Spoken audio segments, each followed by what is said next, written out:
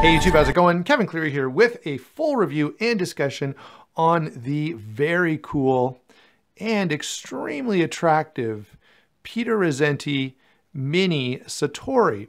If you're not familiar with Peter Rassenti, probably most of you are. He's got a couple of Spyderco collaborations out there right now, but he's also got a number of really popular, really cool knives. He's very well known for doing integral knives, and this is no exception.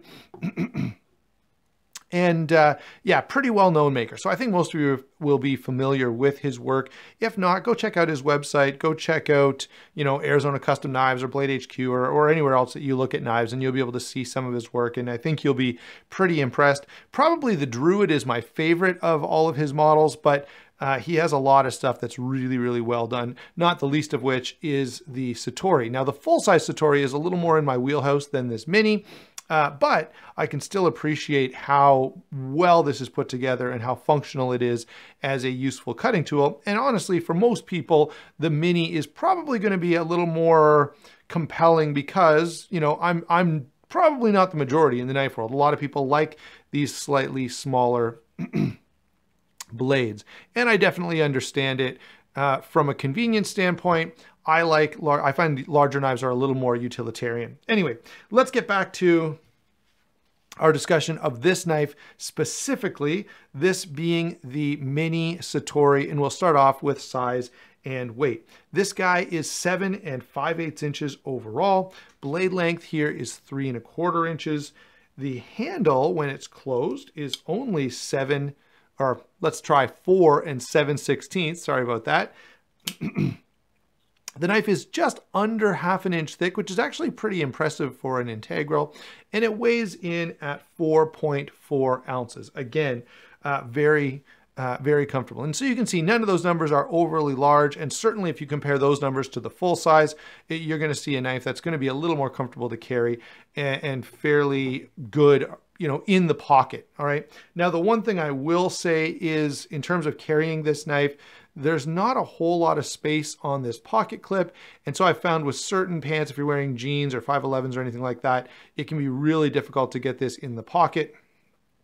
Otherwise, though, it carries very well. And what I often do with my 511s, say like I'm wearing today, I'll put this knife in the small front pocket that has a thinner material so that I can easily get this knife to fit.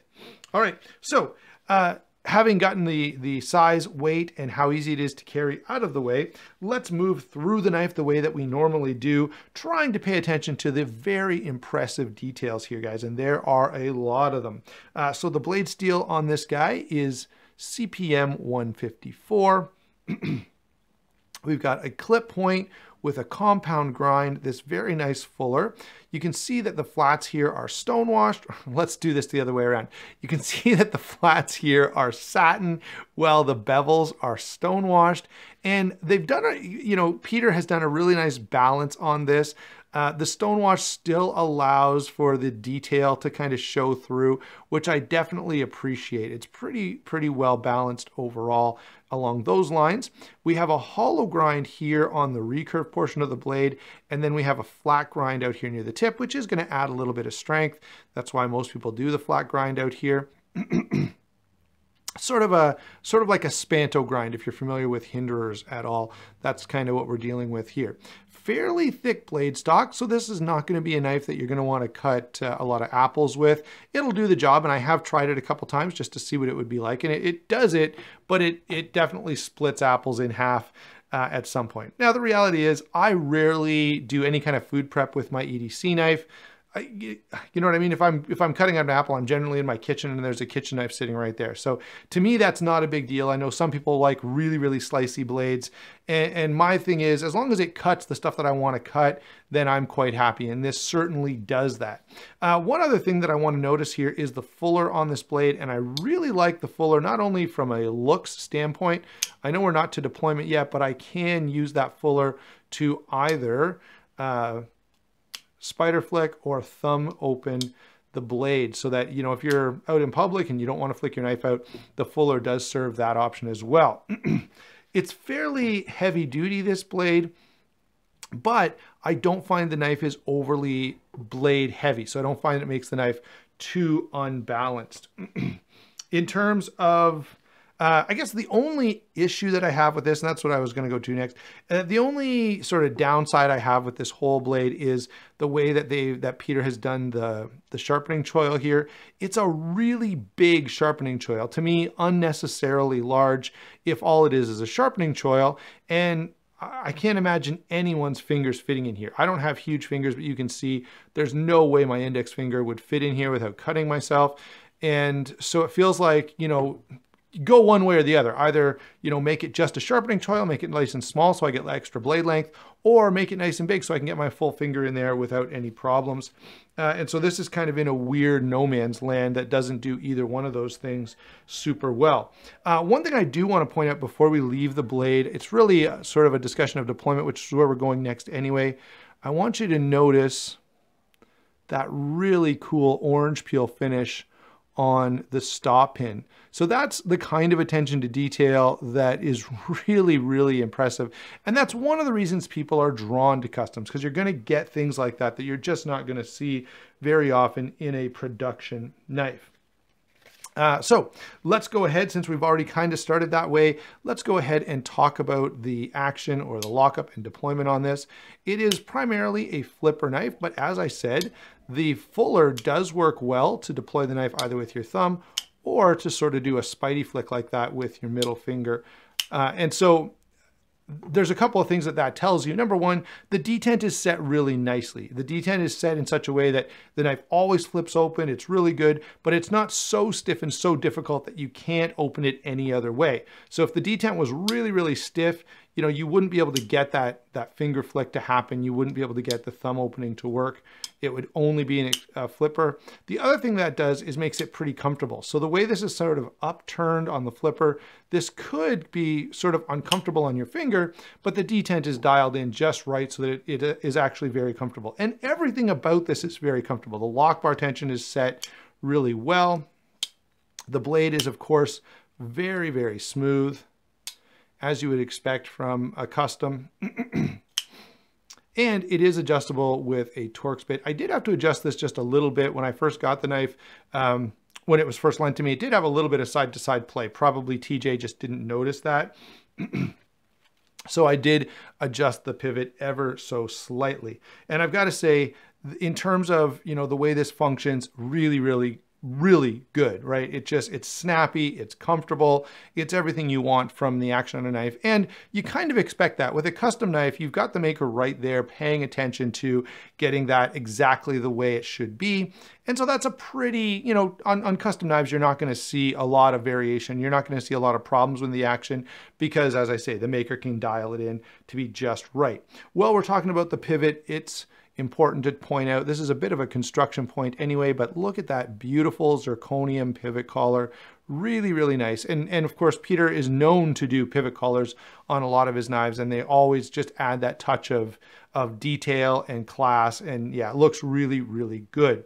Moving on now, since again, we're kind of making that transition anyway, to handle construction and ergonomics. So the big thing, of course, on this is that this is an integral knife. And Peter Rassenti is known for doing that and for doing it very well.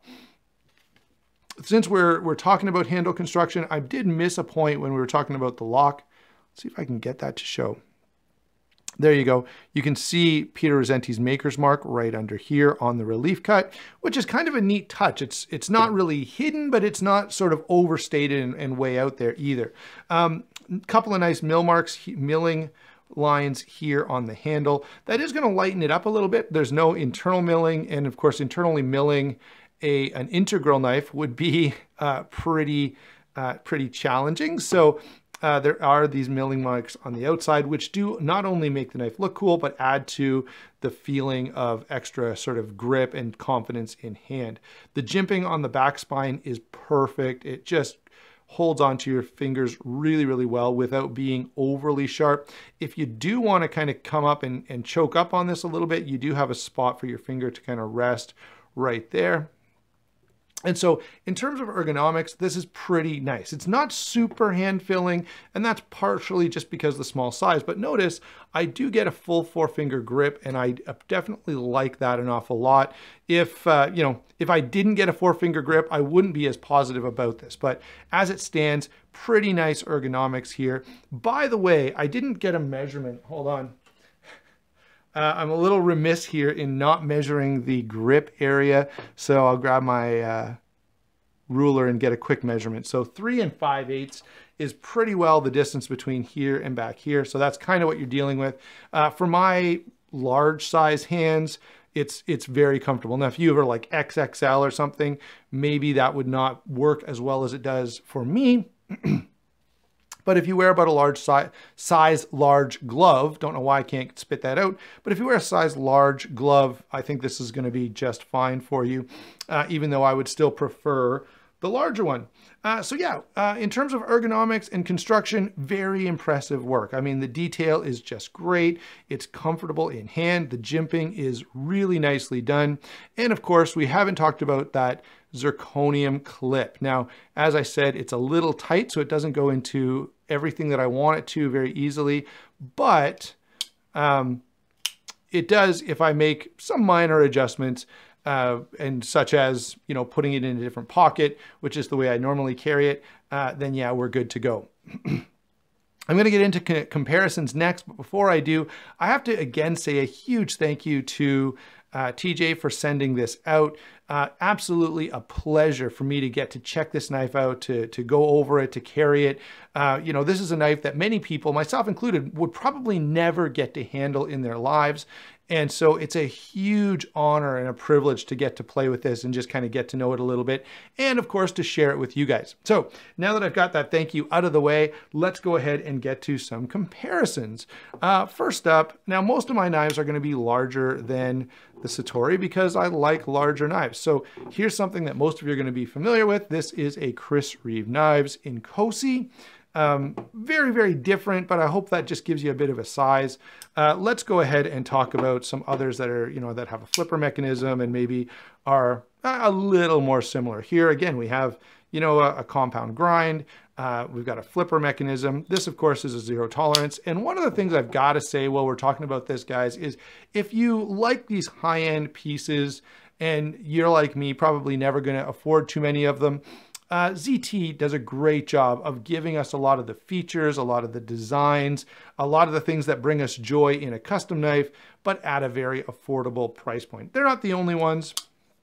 Let's grab a couple of Riot knives here. Again, a favorite high-end production company of mine. This is the Riot Torrent. This represents the knife. This is represents a size range that I really like. This guy's about 8 1/4 inches. And to me, that's just about perfect for a knife. Or a little bit bigger. You guys know I kind of lean in that direction. Again, this knife is pretty sort of, overbuilt or designed to be really rough and strong. And that's going to bear a similarity. The detent, by the way, on this is just a little snappier than the Satori. The only custom knife, true custom I have here is going to be my F3. This, of course, is the F3 large, but if you like this size, the F3 medium would be very close to this. And I really like the F3 medium. If I could afford to keep a medium and a large, I would, but that's really not financially responsible for me. So I'm sticking with the large. Again, right, titanium frame lock, it's a flipper, some nice attention to detail from Dave Curtis there. What else have we got? Let's take a look. Here's an XM18. Again, this is one of the smaller knives that I have, again, 8 1/4 inches. But again, overbuilt, designed to be sort of a user knife. And that's one of the themes that certainly comes through on the Satori. Here's a knife that's a little bigger and not so much a user. This, of course, is the Todd Bag Steelcraft Bodega. Absolutely gorgeous knife. One that I absolutely love, and shows you again that I like some slightly larger knives. One last comparison here. And this is, by the way, a fun video to do because I get to get out some of my more expensive stuff and share it with you. This, of course, is the Olamic Swish, which is one of my all-time favorite knives and certainly one of my favorite knives of last year, and is, without a doubt, my favorite knife from Olamic Cutlery. Okay, so there we go. We've gotten a number of comparisons for you in a bunch of different price ranges. All of them, by the way, cheaper than this. This being a full custom is definitely on the higher end of my price range, or anyone's for that matter. What is my overall take on this knife? Well, guys, it is impressive, beyond impressive.